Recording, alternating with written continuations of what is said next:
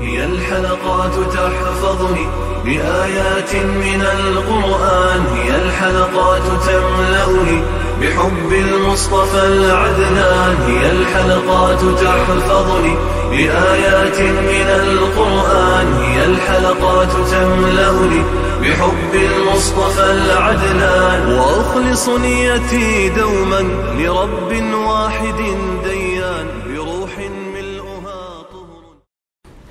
Sure Ahzab tefsiri 11. ayetten başlayıp okuyayım inşallah. Bismillah, elhamdülillah, ve salatu ve selamu ala Resulillah. Esselamu aleyküm ve rahmetullahi ve berekatuhu. Tüvende diktanlağa İbn Kesir rahimahullah'ın Kur'an-ı Kerim tefsiri Uygur tercümesi Ahzab suresi 11. ayetten başlayıp okuyayım inşallah. Euzubillahimineşşeytanirracim.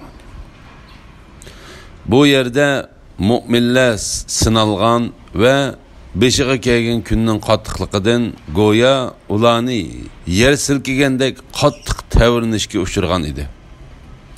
Ayni vaqtda munofiqlar va dillarida munofiqlik kesili bala Allah va uning payg'ambari bizlarga quruq va'dalarni qilib tikan deyishatdi.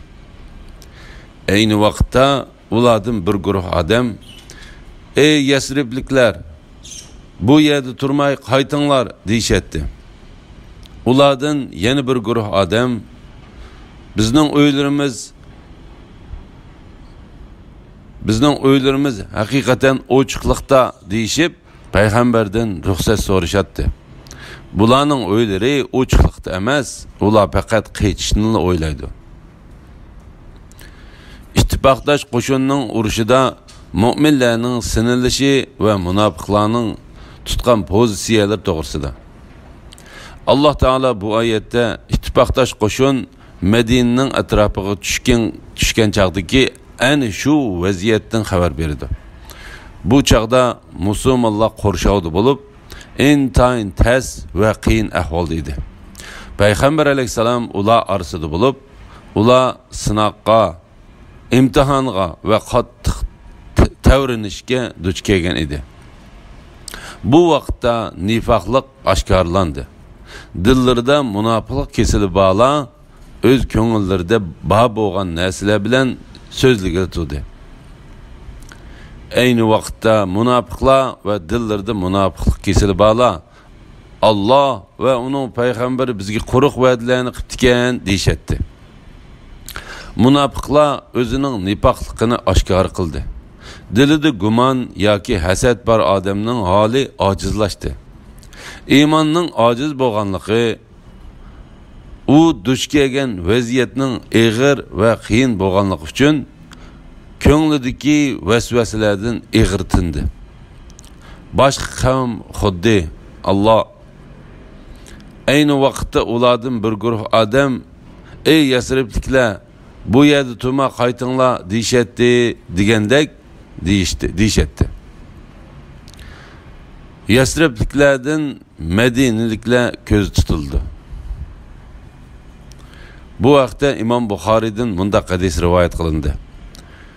Tushimda hijrat qildigan yurtinglarni ko'rdim. U ikki sayning orasidagi bir yer ekan. Men u yerni Hajar degan shaharmikin deb o'ylab qoldim. Amaliyotda bo'lsa u Yasrib ekan. Yani bir rivoyatda Yasrib degan so'zning o'rniga Madina deyilgan. Suhayl mundaq deydi: aytilishicha Madinaning asli Yasrib deb atilishi faqat u yerga tushgan bir odamning sababidan ekan. U odam amalliqlardan bo'lib, ismi Yasrib ibn Ubayd ekan. Ba'zilardan rivoyat qilinishicha Tevrat'ta Medine'nin 11 ismi bor ekan. Ular Medine, Tabe, Tayyibe, Miskine, Cabire, Muhabbe, Mehbube, Kasime, Mecbure, Ezra ve Merhume qatarlıqlardan ibarettir. Bu yerde turmay, yani bu ayetning ma'nosi Peygamber Aleyhisselam'ның yanında jang meydanida turmay, o'ylaringlarga qaytib ketinglar deganlik bo'ldi. Ulardan yeni bir guruh odam bizning o'ylarimiz haqiqatan ochiqchilikda deyishib payg'ambardan ruxsat so'rashadi. Avfi ibn Abbas radhiyallohu anhumaning mundaq deganligini rivoyat qildi. Ular Bani Harisa qabilasidagilar. Ular Bani Harisa qabilasidagilardir. Ular o'ylarimizga o'g'rilarning kirishidan qo'rqmaymiz dedi. Yana bir qancha kishilarmu mushuning o'xshash dedi. İbn İshaq u so'zni qiyg'uchi Avs ibn Qays edi dedi. Ya'ni ular o'ylarga qaytish uchun o'ylarimiz ochiqchilikda, o'ylarimizni dushmandan to'sib turg'idek bir narsa yo'q. Biz dushmanlarning o'ylarimizga hujum qilishidan qo'rqamiz deb payg'ambar alayhisolamga o'zri aytishdi. Bularning o'ylari ochiqchilikda emas, ya'ni o'ylari ular degandek ochiqchilikda emas. Ular faqat qechishni o'ylaydi. Ya'ni urushdan qechishni o'ylaydi.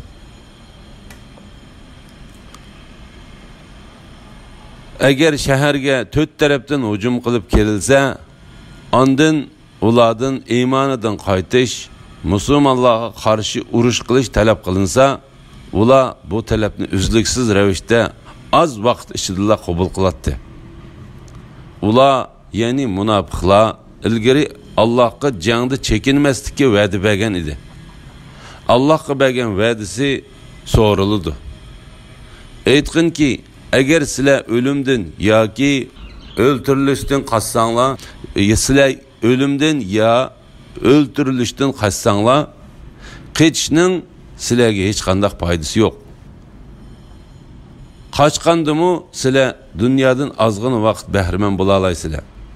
Aytqinki, agar Alloh sizlarga biror yomonlikni iroda qilsa, kim Allohga qarshi turib sizlarni qo'g'diya oladi? Agar Alloh sizlarga rahmat qilishni iroda qilsa, kim uningga arilisha oladi? Ular o'zlari uchun Allohdan boshqa hech ega va hech yordamchi topolmaydi. Allah ayni shu bir guruh odamlardan xabar berdi. Ular bizning o'ylarimiz haqiqatan ochiqchilikda deyishib payg'ambardan ruxsat so'rashadi. Bularning o'ylari ochiqchilikda emas, ular faqat qechishni o'ylaydi. Agar dushmanlar ularning ustiga Madinaning har tarafidan hujum qilib kelsa, ondan ularning kufrga kirishi so'ralsa, ular albatta nihoyat tezlik kafir bo'lib ketadi. Ular iymonini saqlamaydi. Kichikkina qo'rqinish va huduqish bilanlar iymonda ching tura olmaydi. Bu oyatni Qatada, Abdurrahman ibn Zayd va ibn Jarir qatorliqlar mushuning o'xshash tafsir qildi. Bu ularni intayin qattiq darajada sökkenlikdir.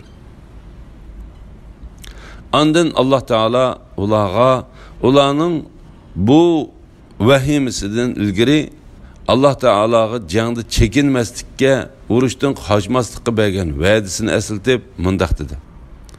Allohga bergan va'dasi so'rildi. Ya'ni Allah ulardan kelgisida cho'qim ayni shu va'da to'g'riliq so'raydi. Bu so'roqning bo'lishi cho'qimdir. Ondan Allah ulardan jangdan qechishining ularning ajallarini kechiktirolmaydiganligini, ömürlerini uzartanmaydiganligini xabar qildi.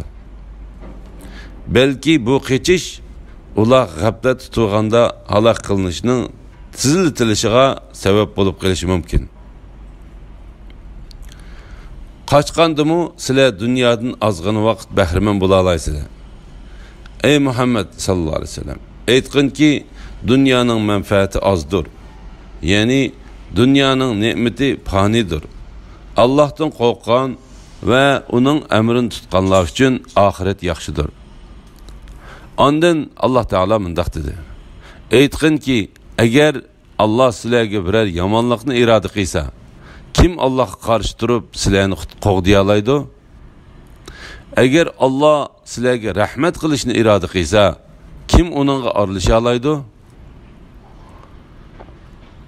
Ular özleri üçün Allah'tan başka hiç ige ve hiç yardımcı tapılmaydı. Yani ulağa ve uladın başkalığa Allah Teala'dan başka kutqazgıcı ve medet bergici bulmaydı. Allah işçinlardaki başkalarını cihattan tozqıçılarını ve qarindaşlarına Muhammedni ve sahabelerini terk etip bizning qishimizga kelinglar deguchilarni obdan biladi. Ular jangga riyo qilib anda-sanda qatnashadi. Ular sizlarga yordamda bo'lishga bexildir. Agar ularga dushman tarafdan xabar keladigan bo'lsa, ularning sana sakratga tushib qolgan odamdek qo'rqinishdan ko'zlarini pildiriltib qarayotganligini ko'rsan. Qo'rqinish ketganda ular pul molga och ko'z bo'lgan holda sizlarni keskin tilla bilan ranjitadi. Ular chin dillari bilan iymon etgan emas. Ularning kufri sabablik amallarını Allah bekar qildi. Bu Allah uchun osondir. Allah Teala bu ayette başkalarını urushga qatnashishdan to'sqchilarni ve qarindoshlarga, amrohlarga, do'stlarga ve yaqinlarga bizning qishimizga kelinglar, ya'ni biz turayotgan soyaga mevzorlikqa kelinglar deguchilarni o'z ilmi bilan obdan bilib turadiganligini xabar qildi. Ular jangga riyo qilib anda-sanda qatnashadi. Ular sizlarga yordamda bo'lishga bexildir. Ya'ni ular sizlarga ko'yinish va mehribonlik qilishga bexillik qildi. Suddi bu oyat haqida undaq deydi. Ular sizlarga berilgan g'animatlarga bexillik qildi. Agar ularga dushman tarafdan xabar keladigan bo'lsa, ularning sana sakratga tushib qolgan odamdek qo'rqinishdan ko'zlarini pildiriltib qarayotganligini ko'rsan. Ya'ni ana shu qo'rqinchoqlar urushdan mushunda qattiq qo'rqidi. Qo'rqinish ketganda ular pul molga och ko'z bo'lgan holda sizlarni keskin tilla bilan ranjitadi. Ya'ni xotirjamlik kelganda gapdonlik bilan yuqori ovozda jonga tegadigan so'zlarni qiladi. Özlerini qahramonlik ve batırlıkta yuqori darajalardan ekanligini da'vo qildi. Yuqori darajaliklardan ekanligini da'vo qildi. Ular aş sözlerde yolg'onchilardir. G'animatni o'lishgan chaqda ular qavmining eng ochko'z, eng nachar odamlar bo'lib chiqadi. De bizgimi beringlar. Biz sizlar bilan albatta urushga qatnashdik deb taqsimot talab qildi. Ular urushda eng to'q yurak, haq uchun yordam berishda eng pasib kishilardir. Shundaq bo'lg'achqa ular yaxshilik qilishda bexillik qildi. Ya'ni ulardan yaxshilik kelmaydi. Ular haqiqatan to'q yurakligini, yolg'onchiligini va yaxshilik oz bo'lishdek yomon sifatni özleştirib olgan kishilardir. Shuning uchun Alloh Taala ular ya'ni chin dillari bilan iymon etgan emas. Ularning kufri sabablik amallarni Allah bekar qiladi. Bu Allah uchun osondir. Ya'ni Alloh Taolaning dargohida ularning amallarini bekor qilish o'ng'ay ham qo'laydir va qo'laydir.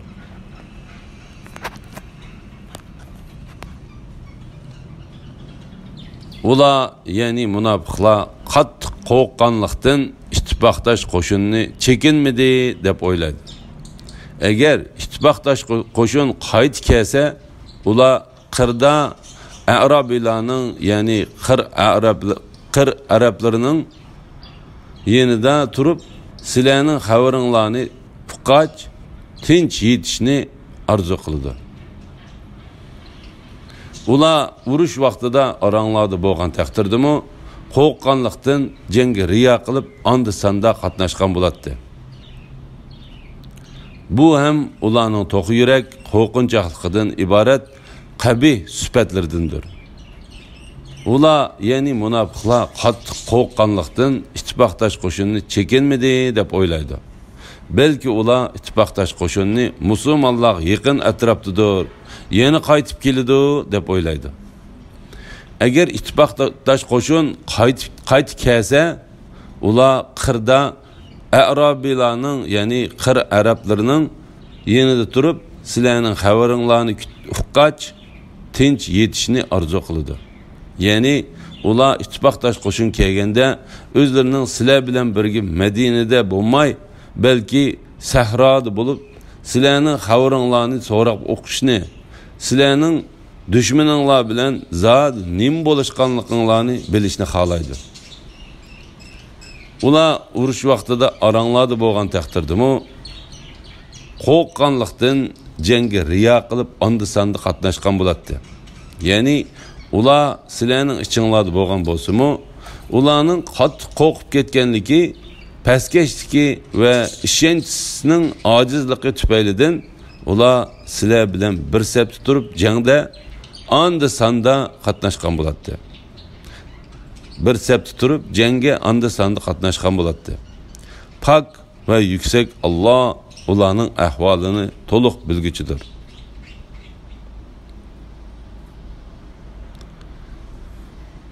Sizlarga Allohni oxirat kunini umid qilgan va Allohni ko'p yod etganlarga Rasululloh albatta yaxshi ulgudir.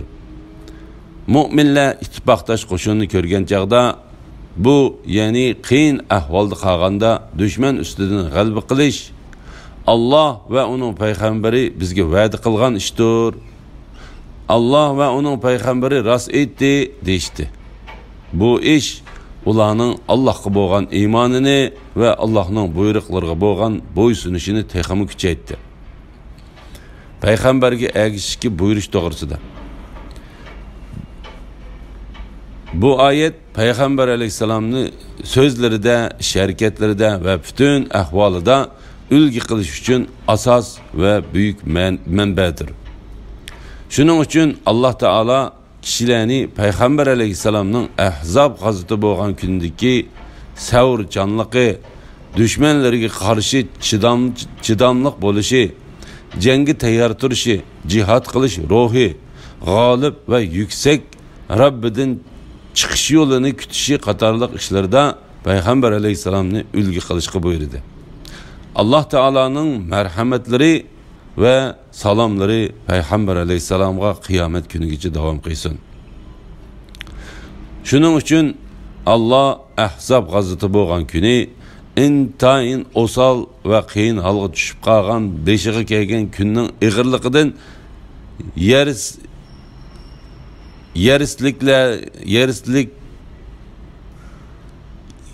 yer silkigandek qattiq tavrnishga uchragan va ishlarida ikkilangan kishilarga mundaq dedi.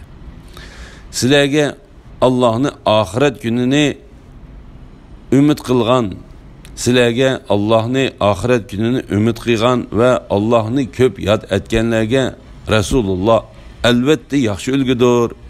Ya'ni uningga iqtido qilmamsizlar, Payg'ambar alayhisalomning go'zal axloqlarini ulgi qilmamsizlar. Mu'minlarning ittifoqdosh qo'shiniga bo'lgan pozitsiyasi to'g'risida.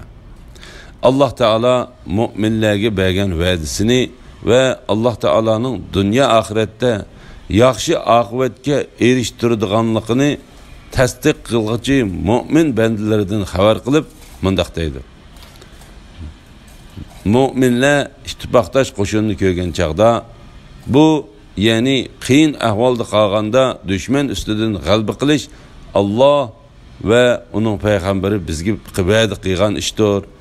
Alloh va uning payg'ambari rost aytdi deydi. Ibn Abbas radhiyallohu anhuma va Qatada mundaq dedi. Ular Alloh taoloning Sura Baqaradagi Munu oyatida tilga ilingan kishilardir. Sizlar texi ilgarikilar uchragan kulfatlarga uchramay turib jannat kirishni o'ylamsizlar? Sizlardan ilgari o'tgan mu'minlar ig'irchiliklarga, kulfatlarga uchragan va kuch tutilgan edi. Hatto payg'ambar va mu'minlar Allohning bizga va'da qilgan yordami qachon keladi degan edi. Bilinglarki, Allohning yordami haqiqatan yaqindir. Ya'ni bu Alloh va uning payg'ambari bizga va'da qilgan balo, sinoq va imtihondan iborat bo'lib, uning oqidan yaqin g'alaba yetib keladi. Alloh va uning payg'ambari rost etdi. Bu ish ularning Allohga bo'lgan iymonini va Allohning buyruqlariga bo'lgan bo'ysunishini texmi kuchaytirdi. Bu oyat kishilarning ahvoliga qarata ularning iymonining eshishi va kuchayishi va ularning iymonining eshishi va kuchayishi uchun dalildir. Xuddi jumhur imomlar aytgandek, iymon ziyoda bo'ladi va kamaydi. Alloh taolaning oyatining ma'nosi ana shu holat, qiyin va ig'ir vaziyat ularning Alloh taolaga bo'lgan iymonini va Alloh taolaning buyruqlariga va payg'ambar alayhisalomga itoat qilishga bo'ysunishini texmi kuchaytirdi deganlikdir.